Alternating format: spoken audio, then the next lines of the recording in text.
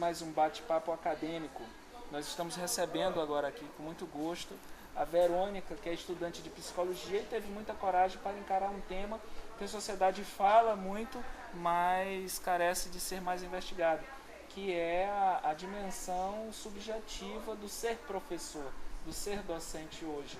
Dizem que o professor é o trabalhador mais importante de todos porque ele forma todos os outros. Ao mesmo tempo existe um sentimento geral de que ele não é devidamente valorizado. Aí eu te pergunto, qual é o principal traço, como é que se constitui essa dimensão subjetiva do ser professor hoje? Bom, a dimensão subjetiva, ser docente, como o senhor bem falou, hoje em dia ela se configura baseada na abordagem de González Reis, um pesquisador cubano e psicólogo, que traz a perspectiva sócio-histórica de Vygotsky. Ele acredita-se que essa dimensão subjetiva ela se configura a partir dos aspectos sociais que envolve a docência, o status social que envolve a docência na sociedade hoje em dia, como também aspectos emocionais que quando ele experiencia aquele momento de ser docente, de exercer sua profissão na escola pública, que nosso objeto, no caso, nosso sujeito da pesquisa foram professores que tinham em média de 12 anos e meio na prática docente e que sejam da educação básica de uma escola pública. O fato é que essa realidade que ele vive no mundo do trabalho e na sociedade forma essa dimensão objetiva. Isso, contribui para a formação, como ele vai dar sentido àquela prática para ele. No caso, para o aluno, o professor em sala de aula exercendo seu papel, às vezes a posição dele rígida ou autoritária para ele de forma como algo inquisitor, de controle. Para o professor ali naquele momento pode estar sendo subjetivado ou tem um sentido de ele estar exercendo o seu papel, dele querer bem, dele cuidar, dele estar realmente transmitindo o conhecimento. E a própria organização da escola remete ao professor a condição de autoridade. A escola, não que ela seja necessariamente hierarquizada e coloque o professor na condição de um chefe intermediário, mas a organização da escola é baseada na força, né, na autoridade. Você assiste a aula para não pegar falta, você estuda para não ser reprovado e você chama o professor de senhor, mesmo sem ser servo do professor, né? Isso. Então, a condição de professor ainda tem muito. Isso vem de uma construção histórica, é isso que a gente tenta colocar também em ênfase quando você fala em subjetividade. Qual o aspecto, como é que o professor ele dá sentido à sua prática, como é que ele interpreta aquela vivência, aquela experiência dentro de um determinado momento histórico, né? Porque a escola é um fenômeno social, um espaço social que de certa forma ele é visto pela sociedade como um lugar de desenvolvimento daquele cidadão, daquelas pessoas que estão ali, que constituem, que fazem a escola, mas também é visto como uma instância que reproduz, né, o modelo capitalista. Então, o professor está aí nesse impasse. Então, é um espaço que contribui para ele ter essa interpretação dessa vivência, dele subjetivar aquele espaço. E, às vezes, de certa forma, nesse período, desses professores que têm mais de 15 anos de exercício da profissão, pode ser também um pouco doloroso, traz algum sofrimento psíquico, já que não tem políticas públicas tão efetivas assim. Né? Sobre o sofrimento psíquico, o professor ele tem sido, e vários estudos apontam, vítimas de adoecimentos, de transtornos e etc. Você tem desde casos de alcoolismo até os de depressão, até outros adoecimentos como a síndrome de Burnout, por exemplo. E a gente observa no cotidiano do ser docente que ele é um ser que sofre também. Ele reclama das condições de trabalho, ele reclama do local de trabalho, ele reclama da relação com os colegas, um colega quer tomar a turma do outro, a concorrência em si, né? Qual é o impacto dessa realidade mais cruel do meio em que ele trabalha na subjetividade e sobretudo no adoecimento, no sofrimento? Na nossa pesquisa em relação a isso, quando a gente foi fazer uma entrevista sobre o que seria docência para eles, algo nos intrigou quando um relato de um professor falou que é docência. Então aí você vê como está relacionado também a um esgotamento profissional, um desgaste, ao cansaço.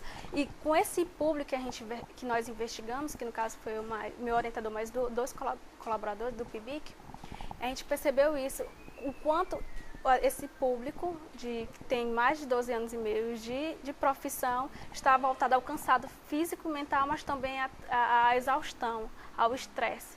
E ao desejo iminente de se aposentar, de se abster, porque eles não são valorizados, eles não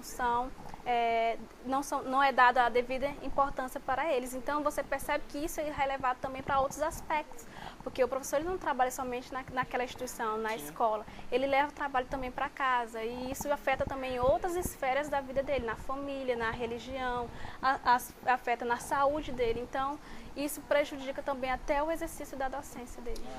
E o que você acha que pode ser feito para combater esse sentimento que a categoria tem e que a sociedade tem em relação aos professores? Os professores.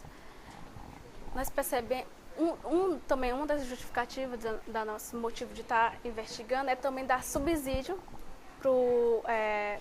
para que seja desenvolvido ações de promoção de saúde dentro das instituições, das escolas, visando também minimizar esse sofrimento dos professores, tentando verificar, tentar também dialogar entre outras esferas da rede, no caso da educação, para poder tentar realmente minimizar, porque é um problema macro, né? A gente visualiza às vezes, tenta culpabilizar só o professor, mas há outros aspectos que interferem nisso. Mas, além disso, também dialogar com gestores e coordenadores de como dar suporte para esses professores. Fiz essa pergunta porque a Lei Nacional do Piso, que atinge diretamente o cotidiano profissional dos professores de escola pública, ela, além de ter elevado em vários municípios, em vários estados, o tanto que esse professor ganhava, elevou-se o salário desse professor, ela está na fase de aplicação de um outro momento da lei, que é o chamado, a janela para o HP, o horário pedagógico, que força o professor, que permite ao professor 30% aproximadamente da carga horária que ele está contratado, ele ficar na escola corrigindo prova para ele não levar. O que a vida tem mostrado? Que ele insiste em levar para casa e que ele quer o HP liberado para ele poder trabalhar em outro lugar para completar a renda. Infelizmente ainda é uma realidade presente, né, na nossa sociedade, porque os professores eles não trabalham somente naquela instituição, às vezes eles trabalham em outros locais e eles querem dar uma melhor condição de vida para ele e para os seus familiares, que às vezes impossibilita. Tem professores às vezes que ficam dentro do ônibus corrigindo prova ou tentando planejar a sua aula e de certa forma eles não conseguem. Isso, esse acúmulo, essa carga de trabalho também os prejudica. Talvez se houvesse uma maior valorização, porque a gente pensou a questão de remuneração, salariais, mas é algo muito além, porque a gente fala em carga horária de trabalho, porque se eles têm professores que trabalham 60 horas por dia, então esse planejamento não ocorre, muito difícil, então, e isso prejudica tanto a qualidade da educação, porque qualidade não é quantidade. Então, às vezes, eles pensam em trabalhar em várias escolas para tentar satisfazer determinados desejos, mas não...